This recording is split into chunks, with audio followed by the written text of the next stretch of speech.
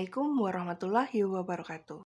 Salam sejahtera untuk kita semua. Saya Agita Dihara Fitri, dosen Fakultas Kedokteran Universitas Sriwijaya, bagian IKM IKK, Subdivisi Kesehatan Lingkungan Kerja. Baiklah, kali ini kita akan membahas mengenai Food Safety and Hygiene. Materi ini sangat cocok untuk kamu yang suka kulineran, makan-makan, dan masak-masak. Baiklah, mari kita saksikan videonya. Apa yang kalian pikirkan jika melihat gambar bakso dan oncom pedas ini? Hayo, bukan lapar ya. Tapi bagaimana risiko dari keracunan makanan tersebut? Menurut WHO, dari 600 juta orang, 1 dari 10-nya mengalami keracunan makanan. 420.000 diantaranya meninggal tiap tahunnya. Food safety and hygiene dimulai dari awal makanannya diproduksi. Contoh dari peternakan ataupun perkebunan, lalu diproses, masa penyimpanan, masa distribusi, konsumsi, hingga retail. Apa yang kalian pikirkan jika melihat gambar ini? Ya, benar sekali. Ini sama sekali tidak hygiene dan tentunya tidak safety. Temuan yang kalian lihat di sini tolong dicatat karena akan kita bahas setelah video ini selesai ya. Salah satu hal yang paling penting untuk diperhatikan dalam food safety and hygiene adalah personal hygiene. Ya, penjaga makanannya. Menurut Kemenkes RI tahun 2003, penjaga makanan harus bebas dari penyakit infeksi, penyakit kulit, bisul, luka, terbuka, infeksi pernapasan atas. Selain itu, rambut harus tertutup, baju harus bersih, tidak boleh memakai aksesoris apapun, dan tidak boleh memakai baju robek-robek, serta harus menggunakan sepatu yang tertutup. Para penjaga makanan harus dijamin tidak sedang mengalami kecacingan.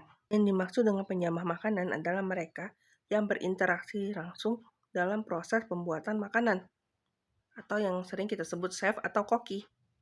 80% kualitas makanan ditentukan oleh bagaimana personal hygiene dari penjamah makanannya. Food safety hazard dibagi jadi 3, yaitu microbiological hazard termasuk virus, bakteri, jamur, lalu chemical hazard termasuk semua kontaminan chemical atau kimia, dan terakhir physical hazard, segala sesuatu yang ditemukan yang seharusnya tidak ada di sana, atau disebut juga dengan kontaminasi. Bayangkan kalau di makanan kita terdapat rambut, kuku, bahkan bekas strapless. Hal ini tentu saja tidak estetik dan tidak layak dimakan. Selain itu, cara memanaskan makanan juga sangat penting, seperti daging sapi, domba, ikan, kerang itu dipanaskan 145 derajat Fahrenheit. Lalu daging coklat, termasuk roti, tacos, burger, dipanaskan 155 derajat Fahrenheit. Selain itu, ayam-ayaman, burung dan unggas dipanaskan 165 derajat Fahrenheit. Food outbreak merupakan kejadian keracunan makanan yang disebabkan oleh zat kontaminan. Yang baru saja terjadi adalah wabah listeria.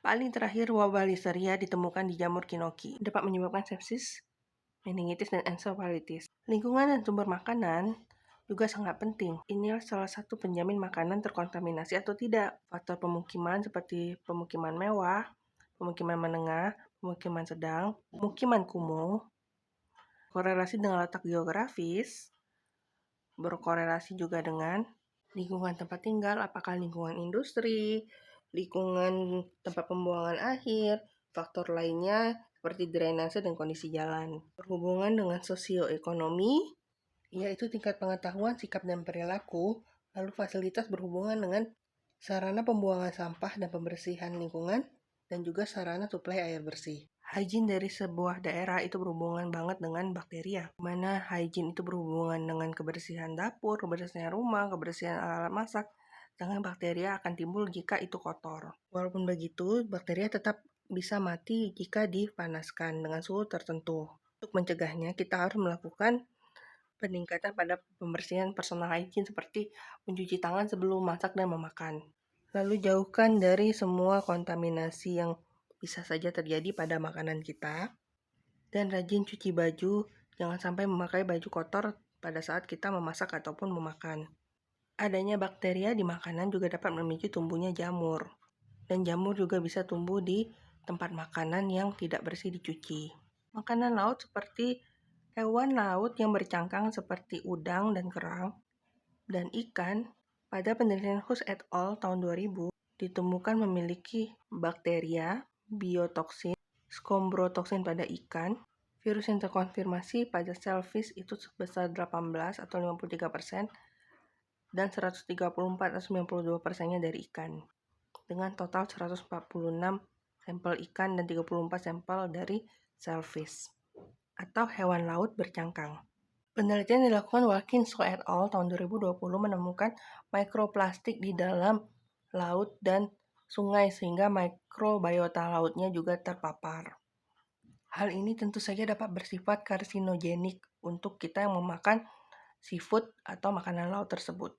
Selain itu, juga ditemukan kandungan arsenik dan merkuri di dalam sereal, daging, susu dan produk susu, telur, ikan dan seafood, sayur-sayuran, kentang, buah, bahkan buah kering, dan beberapa minuman-minuman.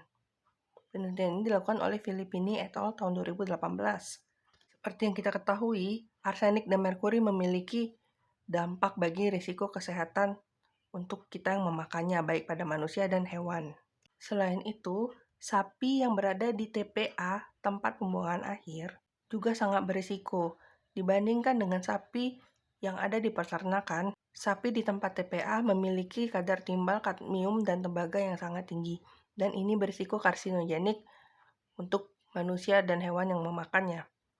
Banyak warga yang mengambil ikan di dalam kolam IPLT, di mana di sana mengandung licin. Gimana, menarik bukan mengenai food safety and hygiene?